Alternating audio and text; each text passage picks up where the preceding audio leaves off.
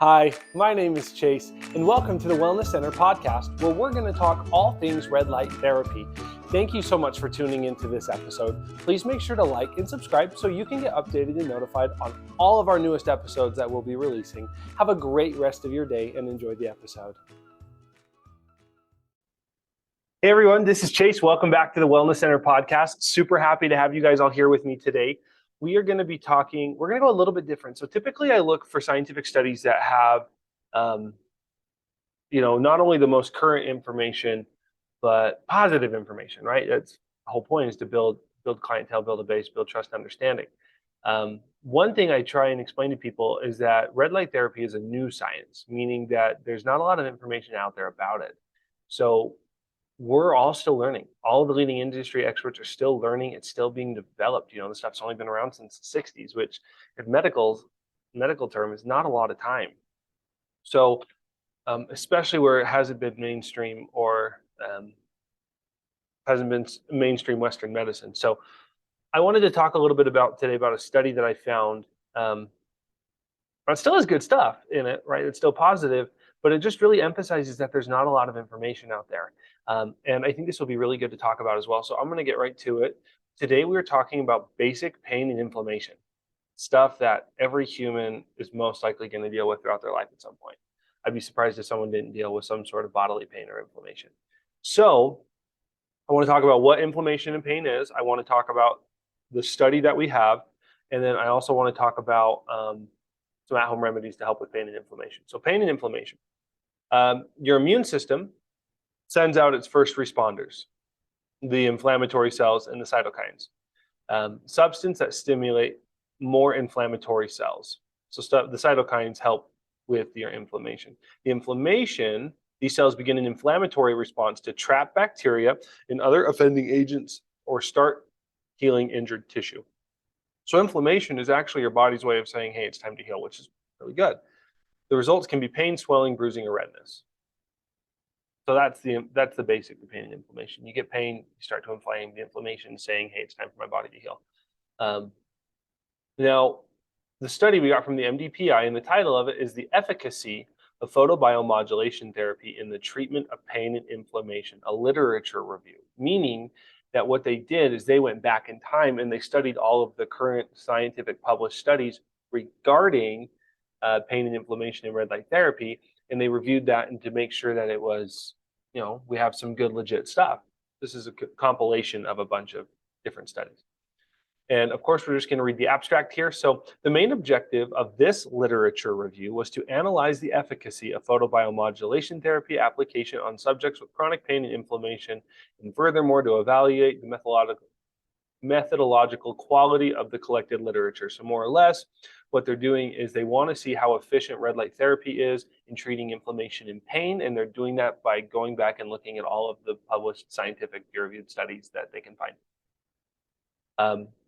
Now, typically when you see a literature review like this, what they do is they have actually a certain criteria that they use, right? Like it has to have this, A, B, C, and D. And if it doesn't have A, B, and C, and D, it can't be included. The search was conducted using 5 databases, so PubMed, ProQuest, Scopus, Web of Science, and PedPro. The keywords: low-level laser therapy, which is kind of the baseline name of photobiomodulation, chronic pain, and inflammation, provided selection of RCTs, which is called a random control trial, that were published within the last 5 years, conducted in humans, so the test had to be done with humans, and written in English.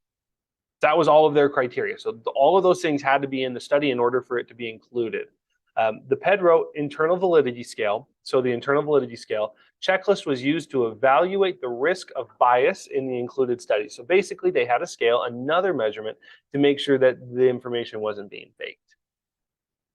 A total of 11 articles were selected. So all of the studies in the last 5 years with the criteria they have got it down to 5. So 5 studies, or 11, I apologize, 11 studies over the last 5 years.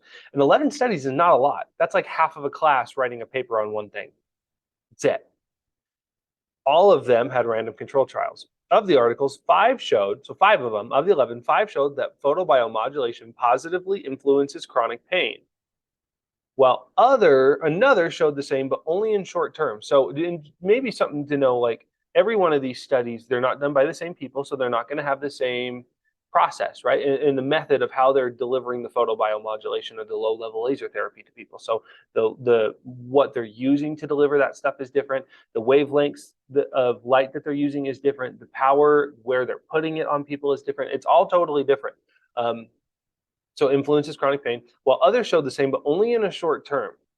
In 2 other articles, the patient's inflammation improved markedly, which means that there was, markedly, and they noticed that there was change. You could actually see the difference. In one article, there was no improvement in chronic pain, and another, there was no improvement in inflammation.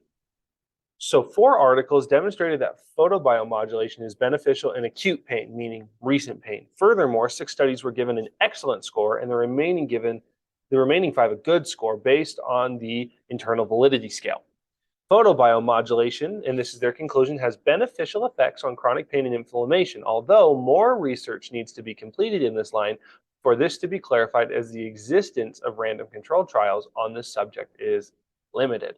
So again, one thing that we tell people here a lot is that, let's go over some at-home remedies first. So at-home remedies, I'm here on the Mayo Clinic because I love Mayo Clinic. They've got a bunch of really good stuff.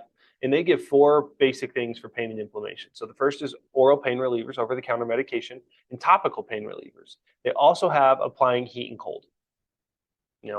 So I really want this to go into a conversation about like how while this is science, right, and everything we're doing is science, and what we have here is a medical grade device. It's not an exact science, right? There's so many factors that go into how red light therapy affects people, from the amount of red light they're receiving, the quality of red light they're receiving, the wavelengths of red light they're receiving, if it's continuous wavelength, or if it's it's just like a steady stream of light, or if they're pulsing the light at you, the hertz in which the wavelengths of light are being given to you, and how often you're doing it. And that's just with the red light and the consistency of the treatment with the red light. That doesn't include like every human and the way every human responds to the red light, because everyone is made up of different genes, right? Everyone has a different DNA build. And that DNA build, it's called gene expression. The way their DNA expresses is different in every human, and the way that red light helps with that DNA expression is different in every human as well. So it's not an exact science, and a lot of it has been we've taken it from like all of this, and we're kind of getting closer to what is going to be more of a procedure for every situation. It's not exact, right? There's no one size shoe fits all with red light therapy as of right now, but we're working towards it. So just know, guys, it takes time, it takes consistency, and it takes determination. But if you stick to it, you can find results. So that's all I have for you today. Thanks for listening to the podcast. I hope you guys have a great rest of your day, and I'll talk to you later. Peace out.